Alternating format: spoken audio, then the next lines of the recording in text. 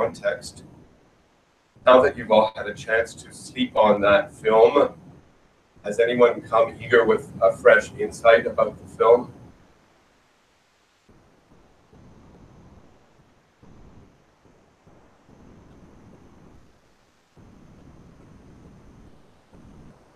All right, here's how I've organized the kinds of things I'm thinking about in relation to Even's Cold War work and this particular film. I think we need to analyze a little bit more the political context of the Cold War,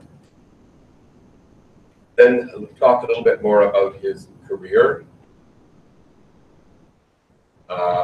then talk a little bit about compilation as a documentary technique, archival montage. I think this is Even's work in which he performs this technique in a more focused and concentrated way than any other film. And then we're going to talk about the documentary form and, as a whole, in the context of the 1950s, the kind of aesthetic and technological challenges and movements it was engaged in the 1950s and into the 1960s. Does that sound all right? And then at the end, I told you that I did want you to see a clip of the Vietnam film 17th Parallel. So we'll try to save some time for that at the end of this lecture. Okay, the Cold War political context. The film really dramatized the nuclear arms race that was ongoing the late 40s onwards. The paranoia that informed basically the relationship between the Soviet Union, the Soviet bloc, and NATO, the US. Remember, you probably didn't recognize him, but someone of my generation would recognize him. Towards the end of the film, you see a shot of the US Secretary of State, John Foster Dulles, sort of like the arch villain in the Cold War. And the film is very politically pointed towards intervening within the Cold War and creating images and narratives that offer alternatives to the race to self-destruction that the Cold War entailed. The other important thing, even more important in the film as far as I'm concerned, is a movement beyond the concept of the First World and the Second World, that is the Soviet bloc, socialist countries, and the Third World, who are emerging in the post-war era to reclaim their share of world screens. I think this is a major achievement of the film. The concept of the film as a collaborative project, enlisting grassroots contributions from people in the newly independent countries and lingering colonized territories around the world. I think the footage from Africa, both North Africa and West Africa, is especially interesting. The little narrative or semi-narrative scenes of Union enrollment in I think they're Cameroon. It's a very interesting sequence. It's a little bit awkward and stiff, this mise-en-scène of people signing up very stiff and formally for the union and getting their card. But its stiffness, I think, is part of its charm. Here are amateur filmmakers or filmmakers without sophisticated equipment or training producing this work that's going to be distributed around the world. It's very exciting for me. And then the footage from Algeria and Egypt as well, which are both engaged in a very fierce struggle at this time against the colonial masters of France and Britain, respectively. I think the Second World's solidarity with Third World was slightly cynical, but I think it was also real. You know the history in India, for example, of Nehru's relationship with the Soviet Union, Nehru and Indira's relationship with the Soviet Union, Nehru's championing of the non-aligned bloc that was emerging at exactly the same time as this film was made, his relationship with countries from Yugoslavia to Indonesia as a kind of alternative to this lethal polarization of the First World and Second World. So this context is very important for understanding film. In Eban's interviews in which he talks about the film, he's very proud of this collaboration with, I believe, 32 countries around the world. As far as I can tell, there's only one shot from Iran, and it's not very well identified. It's a distant long shot. Figures are only seen from the rear, but I believe it's Iran. One shot, but how important is that? A country whose oil production is being appropriated by the CIA at this very moment, and whose regime was being installed by the Americans. So just a tiny shot is a mode of testimony, an intervention in this global politics that is unfolding in the 1950s. So I want you to, we also talked yesterday about de-Stalinization that was happening in the Soviet bloc. Stalin had been dead for 1 year and suddenly has disappeared, at least in terms of this film, which is really remarkable. His earlier films made in the Soviet bloc all had their obligatory homage to Stalin. An embarrassing film of a youth congress in Berlin, in which all these eager and enthusiastic young delegates are chanting Stalin, Stalin, Stalin. Suddenly, within 2 years, his name has disappeared. And this in advance of the de-Stalinization, the official de-Stalinization campaign that started in 1956 by Khrushchev with the liberalization of the Soviet regime, the thaw, the huge new energy in arts and culture and civil society that overtook the Soviet bloc in the late 50s and early 60s. That was a kind of one step forward, and then in the 1960s, maybe one step back once Khrushchev was overthrown, but that's another kind of political history. In terms of the Warsaw Pact countries where Evans was working, first in Poland, first actually in Czechoslovakia, Bulgaria, and Poland. The very first film he made in the 1940s also included segments in Yugoslavia. But as you recall from your history, 20th century history, Tito, the president of Yugoslavia, had a fight with Stalin. Yugoslavia was kicked out of the Warsaw Pact, and Yugoslavia pursued its own path towards the socialist utopia, a much more liberal society than the others. And so suddenly the Yugoslav footage disappeared, and it has never been seen since.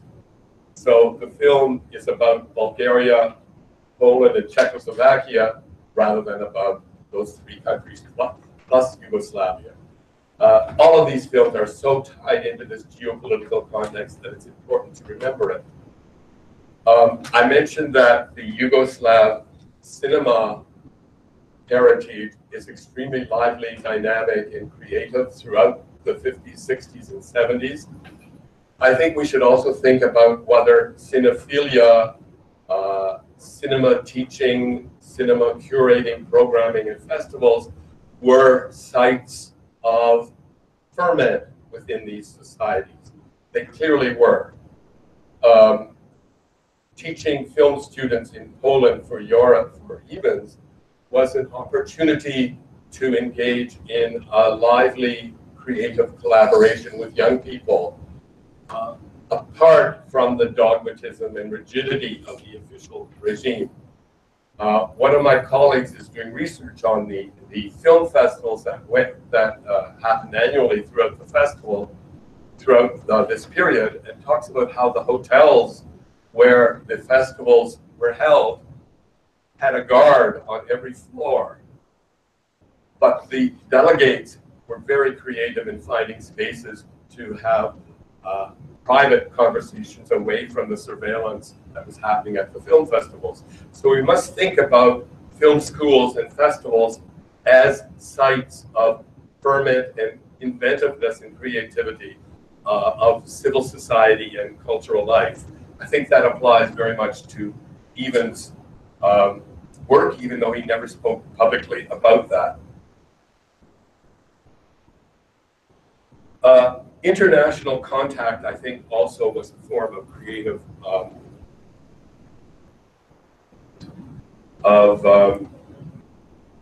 political and intellectual ferment. The relationships Evans and his collaborators had, for example, with especially filmmakers from Italy and France, which were the two strongholds of Euro-communism in the 50s, 60s, and 70s, countries where the official communist parties had their eyes on electoral victory. They never won, but occasionally they would enter into kinds of coalitions. And this kind of international solidarity, intercourse, communications, I think, was also part of this picture. So even though we saw the film yesterday as a kind of dogmatic and closed system discourse, what was the wording you used, Neha? It was very internally contradictory, I felt. Because what happened was, they started off with a specific goal, like, of fluidity of machines, etc. And then suddenly there was this change. And they started talking about workers and the hands of workers. And it's about, workers contract. And these two propositions, they are they're in conflict with each other. Because a lot of the left-wing ideology will oppose mechanization because it leads to a loss of mechanization because it leads to a loss of jobs for the workers. So I found this very contradictory. Also, like we discussed, it failed to explore a lot of complexities that could have been. But of course, it was a sponsored project, so I can understand the compulsions of the film. I think contradiction is a very important word, and in a work of art, I think contradiction is a very healthy sign. And Evans always said, I have to take commissions. They're my bread and butter. They're my livelihood. I'm earning my living as a working artist. With a commission, you have to think smarter than the people who are commissioning the work. You have to be one step ahead of them. And I think he was. So probably the contradiction should also be read. Sometimes tension between the word and the image, or one sequence and the next sequence, have to be read as a sign of energy or creative dissident energy.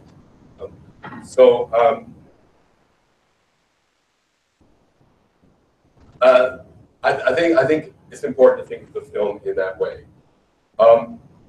Let's any comment before we move on to a little discussion of Evans' career. Evans was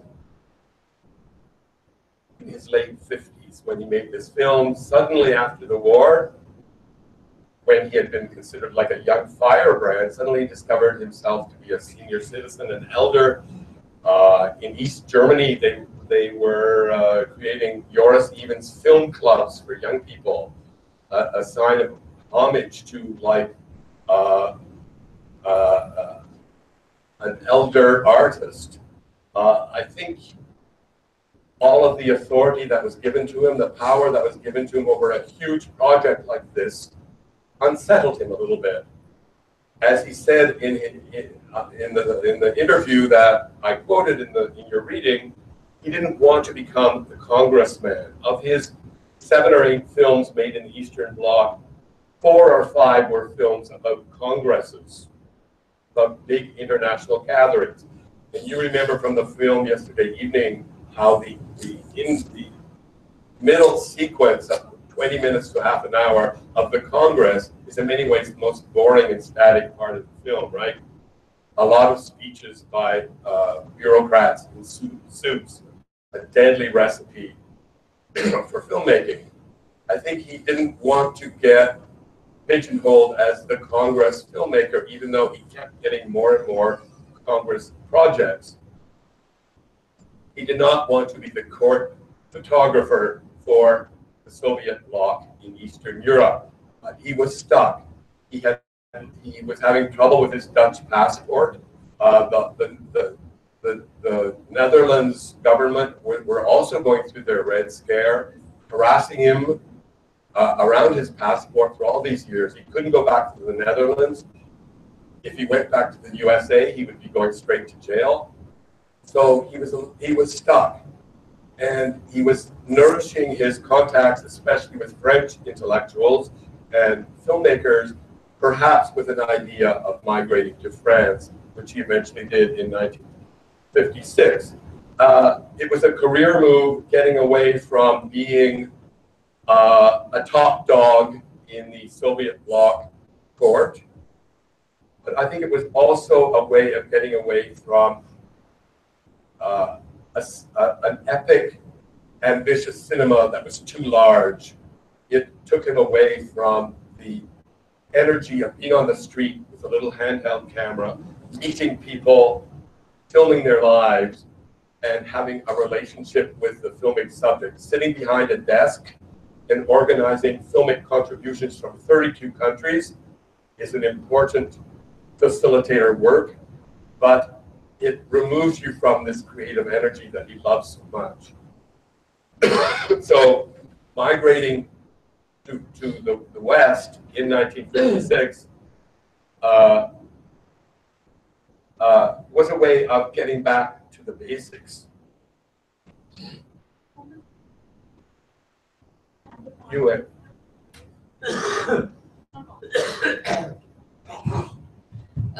I may not be completely true, but just now you mentioned about French connection and taking some inputs from Neha's insight. You know, somewhere I saw some traces of French New Wave in the film. In the sense, there are a few points that I've noted is the use of portable equipments, like the way it was used in this film, which required no elaborate setups. And then also, there were direct sounds from the Congress. There were certain speeches which were part of the film, and there was a combination of this objective and subjective realism and this authoritarian commentary, which is a distinct part of French New Wave fiction. But I saw those traces, and somehow I feel when you say that he had some French movie makers friends. So I think that's very interesting insight.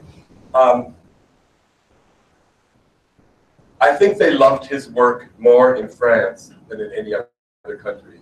Whenever he visited there, he would have huge retrospectives with sold-out auditoria. And I think the French left-wing milieu was the most cinephile in the world. So the young critics like Godard and Truffaut would have been in attendance. I think Truffaut was not a left-winger, and he probably considered Evans as a representative of Papa's cinema. But Godard would have loved his work. So I think there is something there. I don't think we should. I think we should remember that in 1954, in the Third World and in the Eastern Bloc, mobile emerging technology was prohibitively expensive. including India, of course. When I first came to do my research on Indian documentary in the 1980s, I was amazed that so much of the production was still in 35 millimeter, because here you couldn't afford the lightweight 16 millimeter sound cameras. So I think most of Song of the Rivers was made with antiquated equipment, but there are sort of bursts of this mobile energy. You're quite right. So I think that's an interesting insight. Any other comments?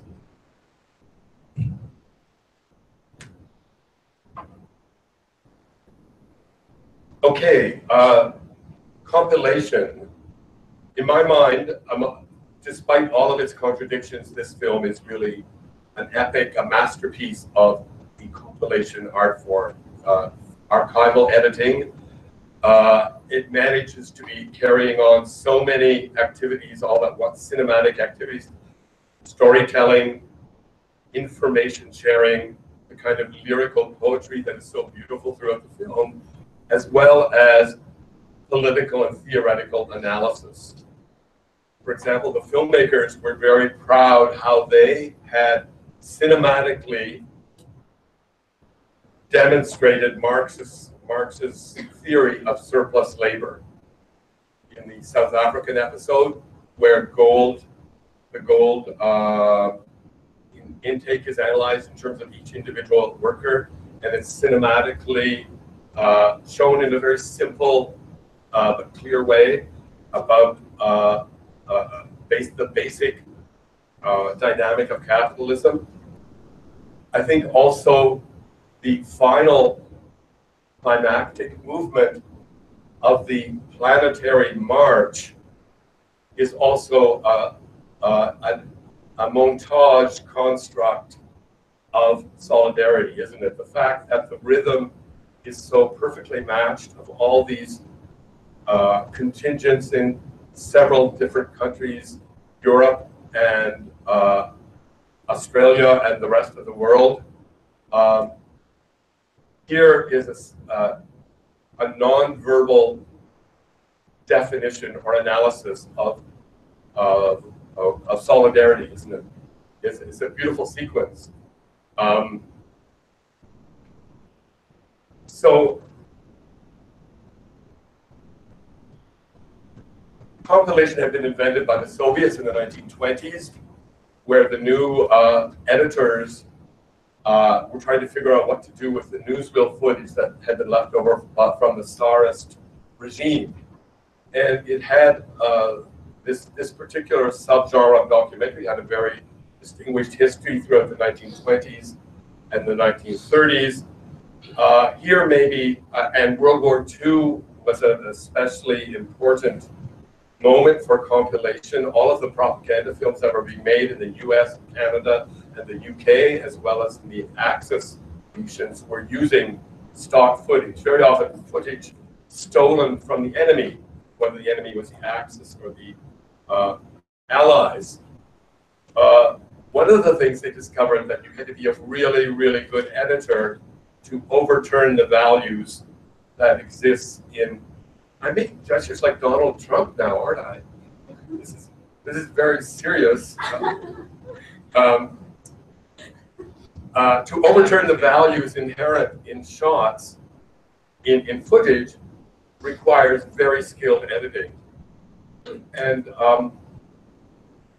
if you were to look at this film again, I think just maybe even with the sound off, although you should also think about the relationship of sound and image, I think you would come away in great admiration for the editing, how the shots from different parts of the world are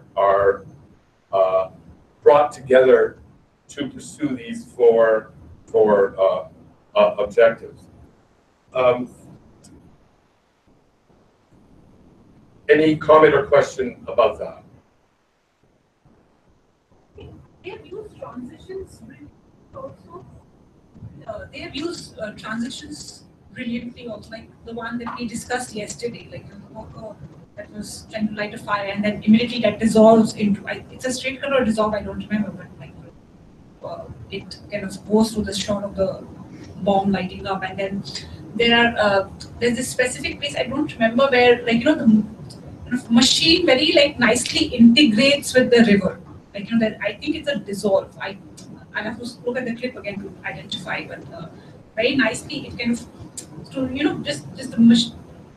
See, there's this very ominous tone in the film which talks about controlling nature, and we rule the nature, we rule the river, etc., etc. So that is there. But then the editing of the film, I can kind of tries to sublimate this ominous tone because of the seamless integration from machine to nature, and they have shown that through the editing. So I think that is very interesting in the film. And each of the episodes, there's sort of like a refrain or a chorus that has to do with water and rivers that separate these lyrical moments that give us a pause, a breathing space in between the more analytic sequences. Any other comment about the editing or the compilation technique? And of course, there's a lot of self-reference. He has used footage from his films, and he has used. It's fascinating. I mean, now that we've seen several Evans films, we can track the kind of constant recycling he does of his own work. One could assume it's just an easy way to get footage, but he also saw it as a personal reference.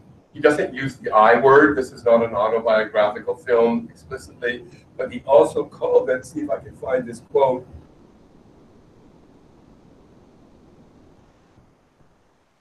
This film was the most personal film I made in the East. Looking at this grand epic, this grandiose epic, you wouldn't really use personal as the first word to describe it, would you? It's so big. But in fact, he saw it as his most personal film made during this period, and that's probably why. Okay, coming to the final category here, documentary, aesthetic and technological trajectory. I thought Rajani's point about how the film was anticipating new wave cinema and the fluidity and mobility of cinema that started emerging towards the end of the decade is an important one. I think filmmakers were tired of being tied down to a tripod, of being tied down to a static technology that didn't allow them to synchronously record voices. So they did all these things with commentaries, for example, to compensate for the fact that they could not include people's everyday voices. An important factor at this moment, there's another technology, another medium that has emerged. What is that? 1954.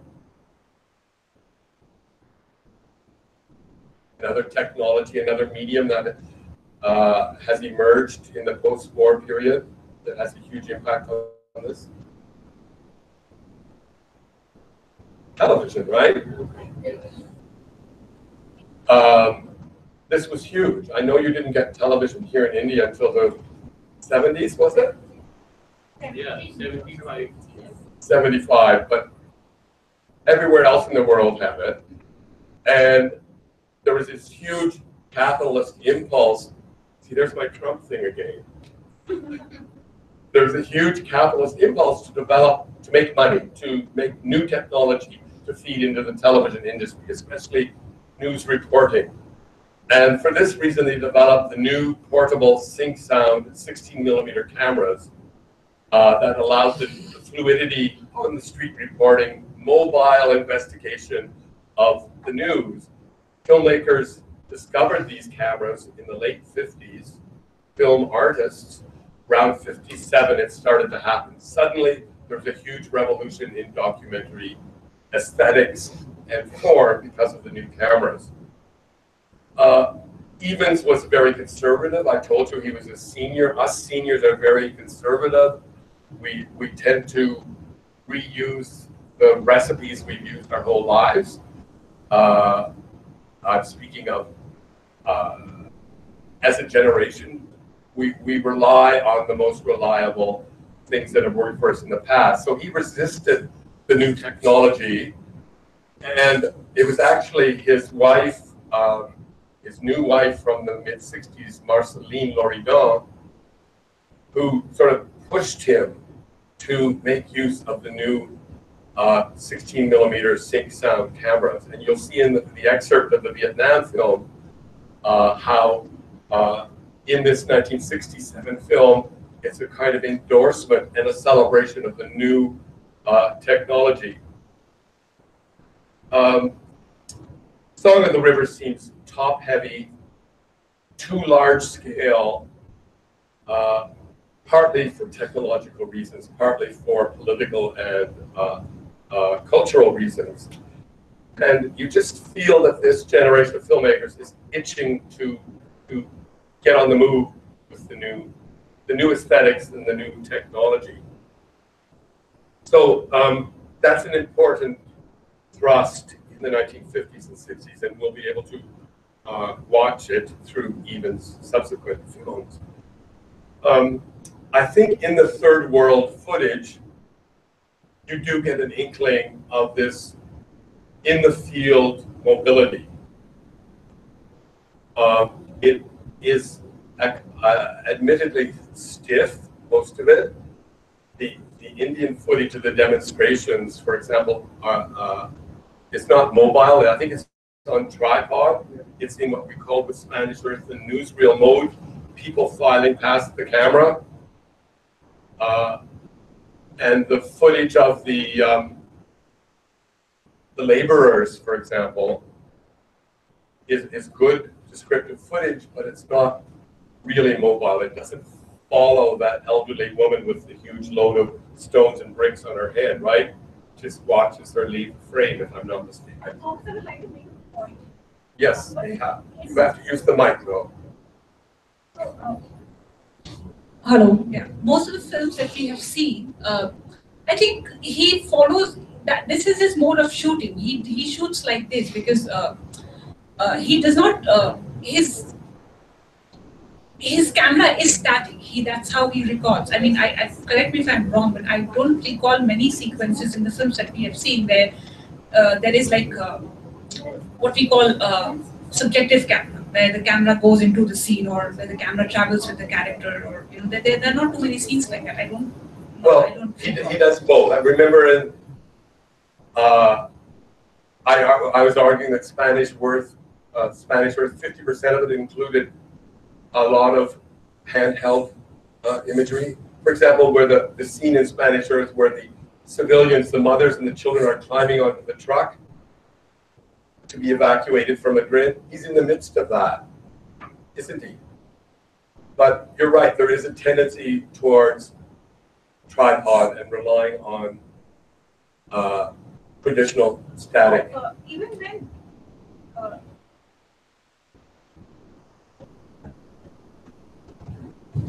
Okay, even when there is handheld camera, etc., he kind of tends to remain away from the scene of the action. He does not really go into the action, like is what I'm trying to say. Like, it will not be a shot like, it will not be too many close-ups, it will not be too many like, I am in the center of the action and I'm shooting around myself. It will not be like that. It will not be first-person camera. So I guess these modes of filming emerged much later. I think that could be one of the reasons. I think that's a good point. Yep. Yeah. I think it's perhaps his inherent conservatism. Perhaps we're not going to be looking at the Chinese film from the 70s, but there again with Marceline's collaboration, he does become much more immersive or penetrating the action. But it's a good point. Okay, any final comment or question about Song of the Rivers or the Cold War period? I have 2 points. One observation is I may be wrong, but this is what the background that I come from makes me say this. Mm, You know, when we think of India, we generally think of Banaras and Taj Mahal and cow on the street. And somewhere in the film, I felt that Evans was trying to exotic. The Oriental gaze. Yes, and because why I say this is because I don't see why Taj Mahal had to be there. That is my reason. Otherwise, you know, I've seen events becoming part of the people and projecting them as one of himself. So that was quite different that I felt. Yeah, the Taj Mahal, and I think there's a South Indian temple in that same Yes, sequence. exactly. I was asking her. I could not remember what was the Was other. it Madurai or Yes. probably? Yeah, it's a colonial cliche, isn't it, to show the monuments. And That's their even for China. They're even for China. They show the monument. yeah, in the Chinese sequence I showed you, he's showing the pagodas and the stone lions. Yeah. And so I think that sequence is susceptible to this reading, but I would argue that he moves beyond that in his career. He goes in deeper and understands the real role of cultural heritage in this society rather than as a kind of tourist postcard. But sure, you're absolutely right about the Taj Mahal. Trying to think, and showing the pyramids and the Sphinx in Egypt, and arguably even the Statue of Liberty. I guess his audience, you work in media literacy, don't you? Is it because he's underestimating the skill of his audience and they need to see recognizable monuments to understand what's going on? It's possible that. So it's an interesting point. Yeah. Any other points? I have one more Yes. observation. You know, what I saw in this film is Evans breaking away and having elements of religion in it. I will not accept it that it was just an accident or a chance when he introduces Illuminati. There is a whole sequence on Illuminati culture. Of course, the literature says it emanated there, and also there was this gospel kind of music that was continuously there in the film.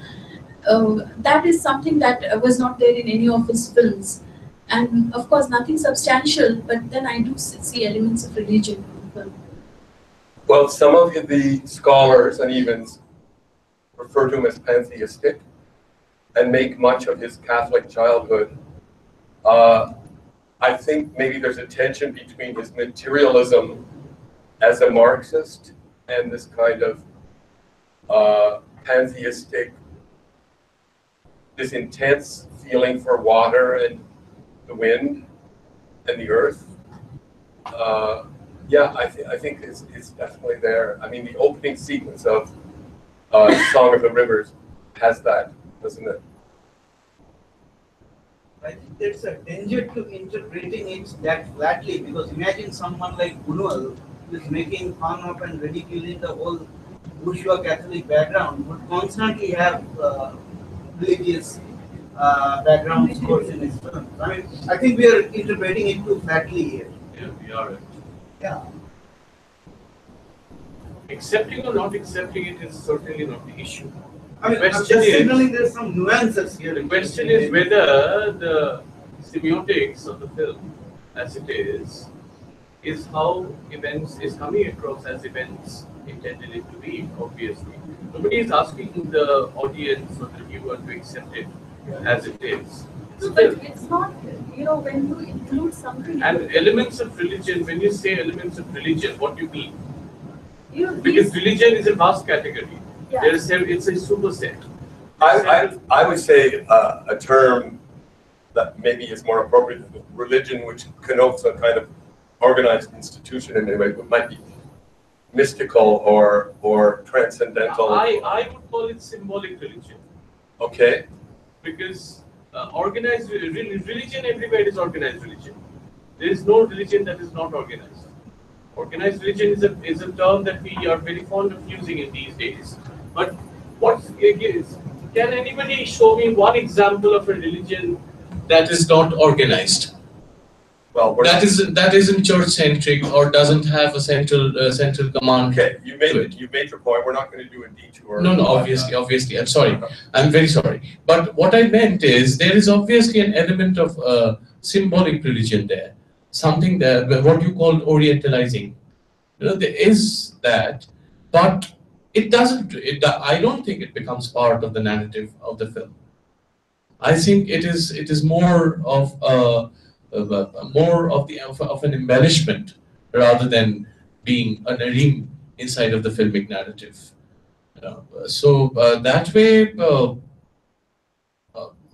as an artist, he's obviously had freedom to choose whatever he likes to choose in the making of film. But as Abhishek made that point, about Buñuel, and Abhishek, would you like to talk about it a bit? No, I was just the only contention was, I mean, because somebody is using a religious background score, that doesn't necessarily mean he or she is subscribing to it. That was my only Well, contention. I'm a little skeptical of too much emphasis on kind of mystical values in the work. I agree that there's this sensuality of nature imagery, and it is a kind of pantheistic quality. The mists and the eddies and the current is a very beautiful imagery that seems almost spiritual. Yeah, Evans did not share Buñuel's sort of surrealist.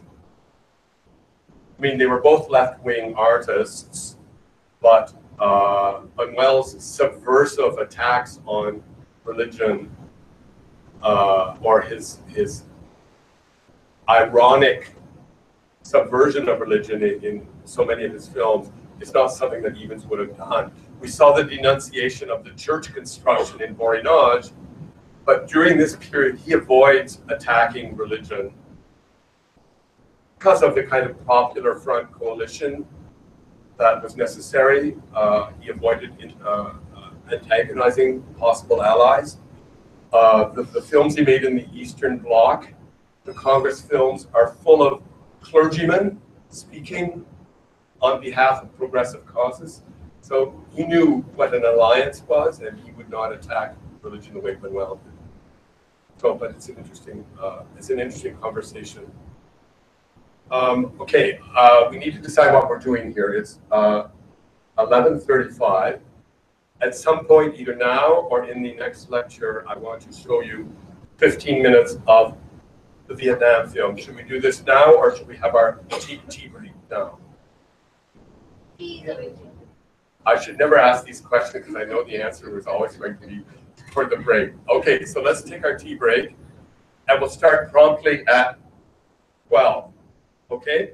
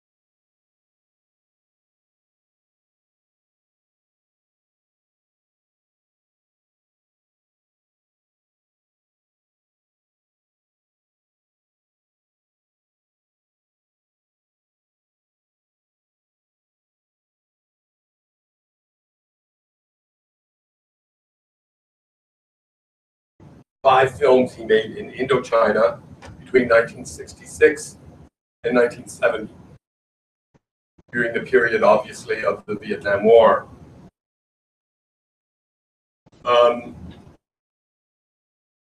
On this slide, you see images from different ones of the films. This is an interview with a child warrior that he made that is included in 17th Parallel. Here is the poster for The People and Their Guns, People and Its Guns, which is the last film he made in Indochina in Laos. This is Evans and his meeting with Ho Chi Minh, which was a short that was part of this cycle. One of my favorite, this is just an anecdote, one of my favorite discoveries when I visited Kolkata way back when was to discover that the ingenious civic administration had named the street the American consulate was on Ho Chi Minh Boulevard, or Ho Chi Minh Street. Is it still that? Yeah. Okay. So Ho Chi Minh and Evans were pals, and here is his some footage, some almost like choreographed footage that he contributed to Far From Vietnam, which was a collaborative film.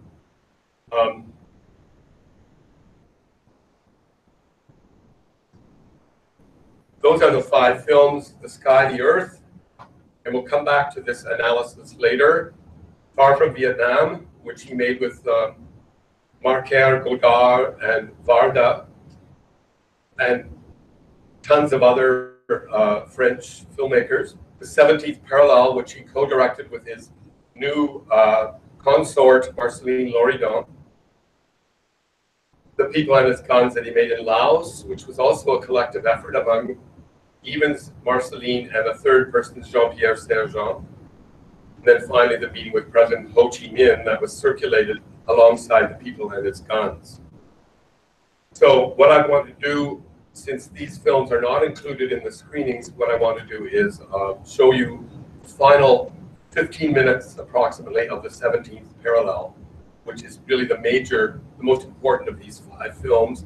It's a 2-hour epic of life under bombardment in the so-called demilitarized zone between North and South Vietnam. Joris and Marceline lived underground with the villagers in Vinh Linh for months filming this film. It was a very courageous enterprise for them, but they would always respond. The villagers who have to live here their whole lives are much braver than we are.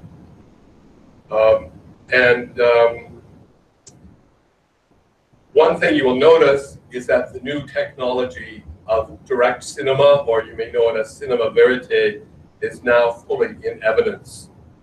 The sync sound capability of the new cameras, the mobility of the new cameras. If you're filming in an underground tunnel, a bomb shelter, you cannot use a tripod.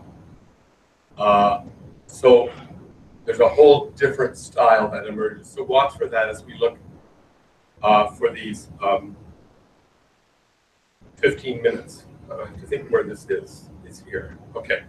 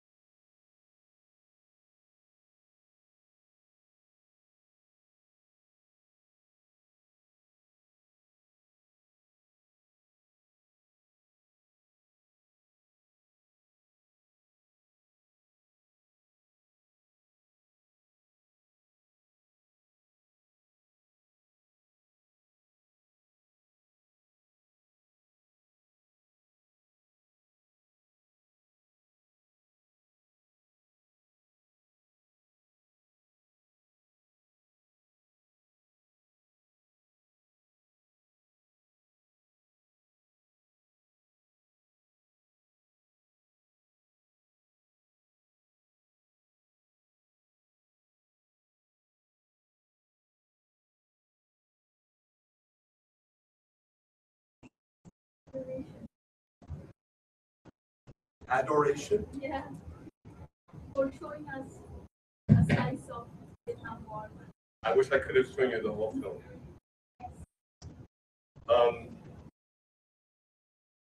He had two cinematographers working with him, one with a background in fiction filmmaking and another in news reporting. So the news reporting person was using the mobile sync sound camera, and the other cinematographer was involved in scenes that were more dramatized and set up. We saw a little bit of both styles in this sequence.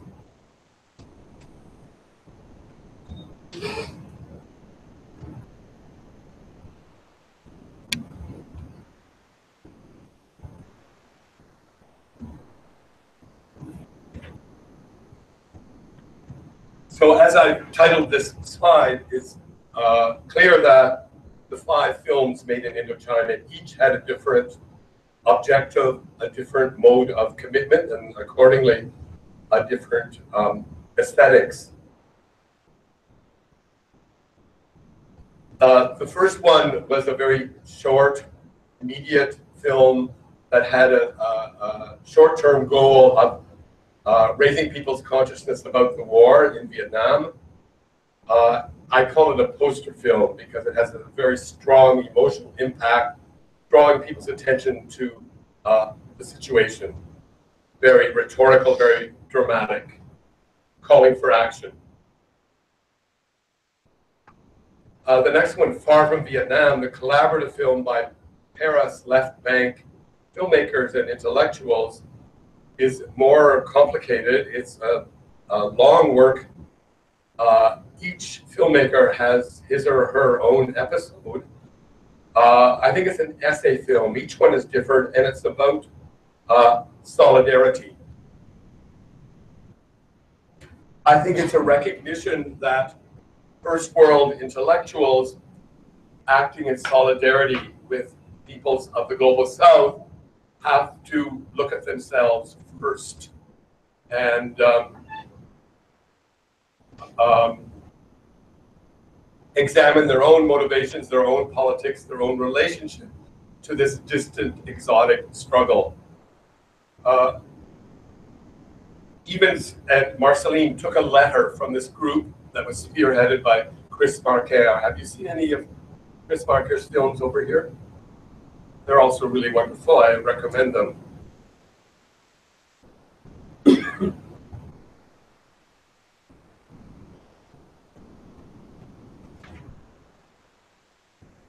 They took a letter to the Vietnamese authorities on behalf of this group of French filmmakers, asking their cooperation with the film.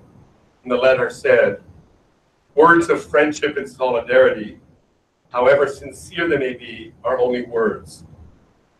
Silence in the face of war in Vietnam is impossible, but saying solidarity from afar and without risk may also be a convenient way of easing one's conscience. Our solidarity occurs in towns that no one bombs, in lives that no one menaces." What does this mean? We know that this war is your war, that the peace, when it becomes possible, will be your peace, and that no one has the right, even with the best of intentions, to put themselves in your place to speak on your behalf. Where is our place? To answer these questions, we have undertaken to make a film. It is a response that is neither praiseworthy nor heroic, but which has the sole motive of being tangible. Within our means and within our limitations, it is with our work, it is within the context of our profession that we want to bring a little life to this word, solidarity. So if you think that solidarity during the Spanish episode of the 1930s was perhaps an unexamined motivation, by the time we get 30 years later to Far From Vietnam, people are trying to dissect the concept and to examine their role in solidarity filmmaking. And then I continue. Marker's narration takes up this theme in both his introduction and conclusion to Far From Vietnam, explicitly in the former. And the opening credits say, they read 58 names of this collective.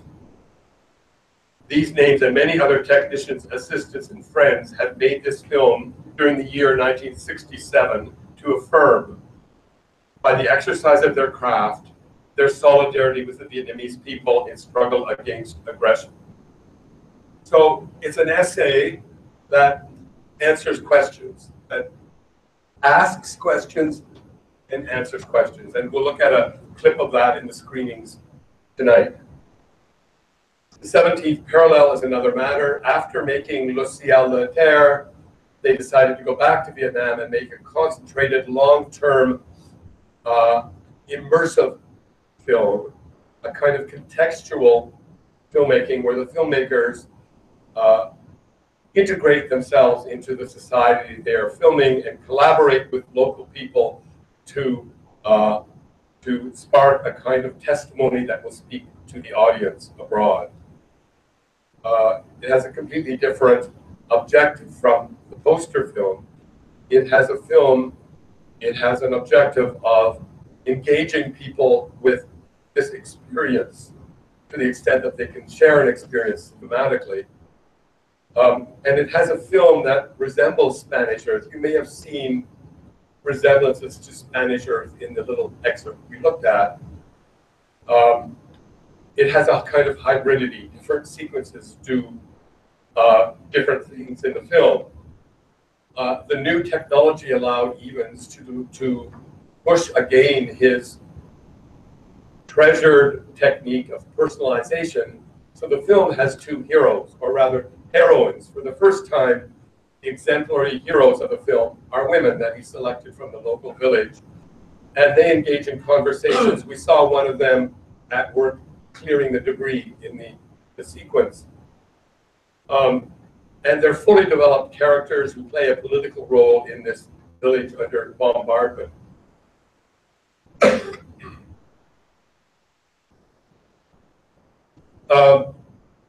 The next film, as you may know from your history of this period, I'm the only one in the room who remembers this. You were all millennials, I guess.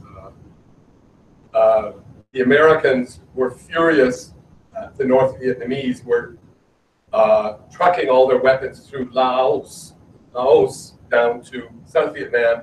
So Nixon inaugurated a bombing campaign on Laos that was even more harsh than the bombing campaign in North Vietnam. Terrible damage to that country that is still being felt. So their next excursion was to Laos, where they stayed with a cave-dwelling community seeking refuge from the bombardment in caves in hilly territory, and filmed the villagers carrying out their lives in collaboration with the army, the Pathet Lao army, and brought home the footage to Paris and created what I would call an analytic essay, or rather a theoretical production. And I'll explain what I mean by that. Starting in the Spanish film and throughout Evans' other war films, he was gradually developing the concept of people's war and the people's army. What does it mean for a population collectively to be engaging in self-defense? And in the Vietnamese, in the Indochina films, he really goes in deep to this concept to see in action the kind of collaboration between peasants and soldiers that is embodied in the concept of the People's War. So that's what The People and Its Guns is really about.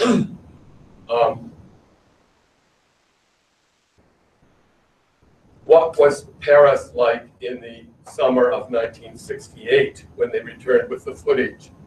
Everything had changed. There were barricades throughout the city.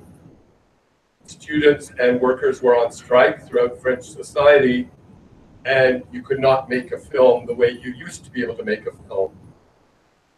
So in collaboration with their group of Paris intellectual collaborators, they analyzed how do we make a film that is not about short-term emotional affect, but about deep political analysis. So it turns out to be very different from any of the other films. It's very long, but it is punctuated with very long discursive passages, very long subtitles, where intertitles, where the actions that we see on the screen are then analyzed and related to this concept of the People's War.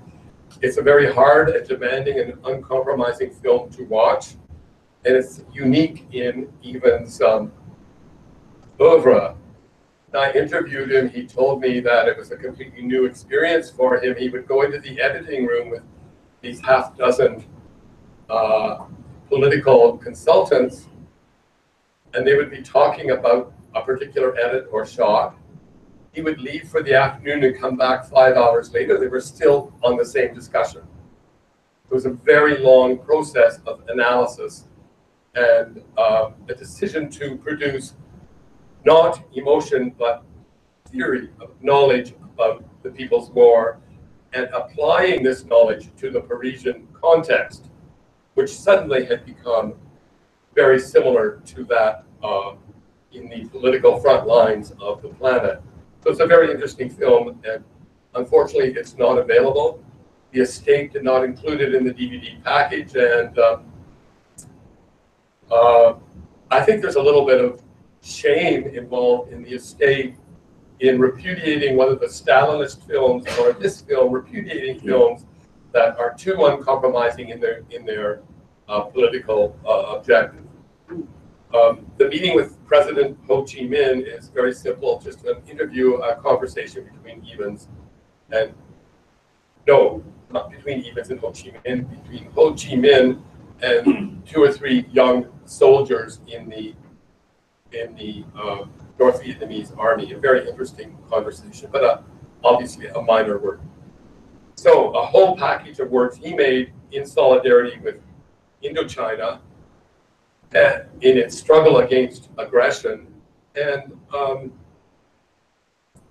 I think it has a particular political connotation with regard to the Cold War. Evans was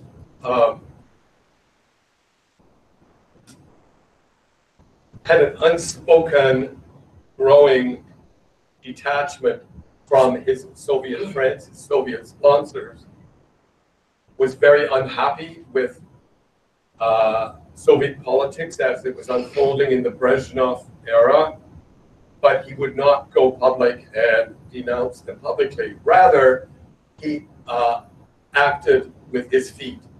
He went to Vietnam, he went to Indochina, and made films that were in solidarity with the peoples of Indochina against the war inflicted on them. So it's an interesting twist. He was unsatisfied with the Soviet support of Indochina, although there were some Soviet weapons being provided to the Vietnamese. But by and large, the Russians were somewhat hands-off and let the Vietnamese act on their own. So this gesture of making all these films, of moving east, was a kind of political gesture for Evans and Marceline.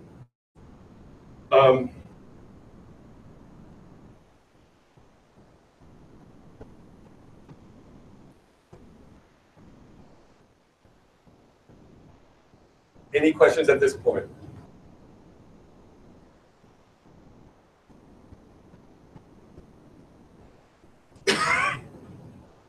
So, it's 12:30. What time did we start? About 10:02? Yeah. What I would like to do then now is show you an excerpt from Far From Vietnam, the opening sequence, and that will give you a good idea of a kind of alternative form of solidarity filmmaking a self-reflexive, essayistic kind of filmmaking that is about us, of our stake in solidarity.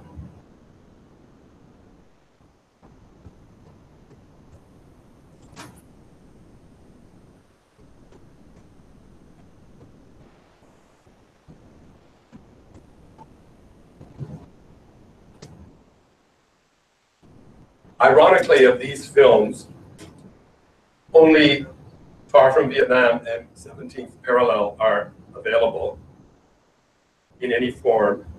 It's really a tragedy. But we talked about the ephemerality of the archive in our first day, talked about the vagaries of film distribution and estate management. There's nothing we can do about it. So much of our history is just absent.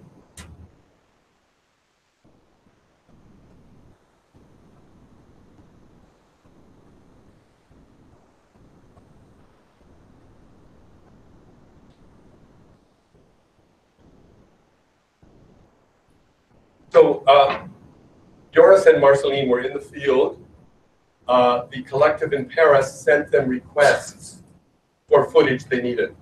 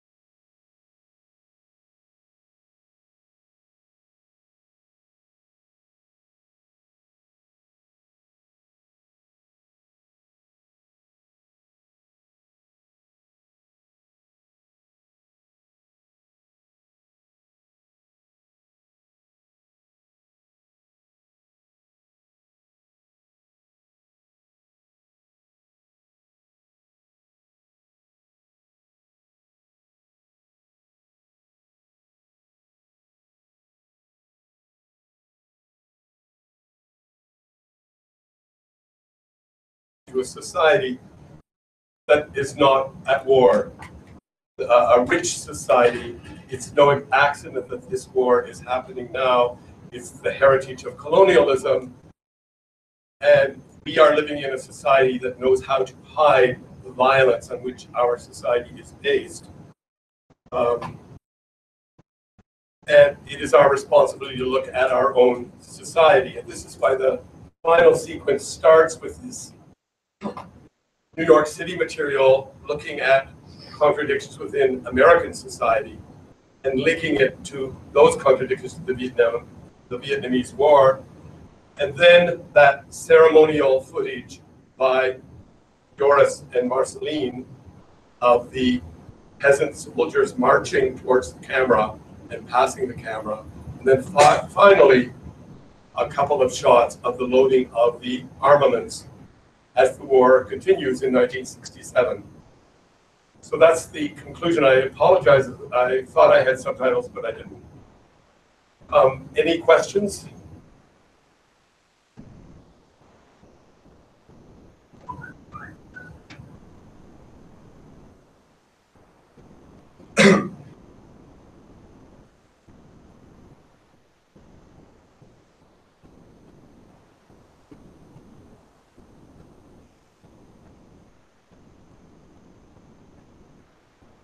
So, this evening, the screenings are segueing into new territory. First of all, we're going to be looking at another of Evans's films that ties into the anti-colonial discourse, a film he made in Chile in 1963 called A Valparaiso. And then we're going to look at two examples of committed documentary from the same period, from the 1960s from North America, one from Canada and one from the US. And so we're segueing for the lectures tomorrow into our concluding discussion of Evan's anti-colonial work, and then into a discussion of activist and committed documentary in the West, in North America, during the 1960s as well. So there's going to be a shift tomorrow based on this evening's screenings. And that was 1 hour. Any questions?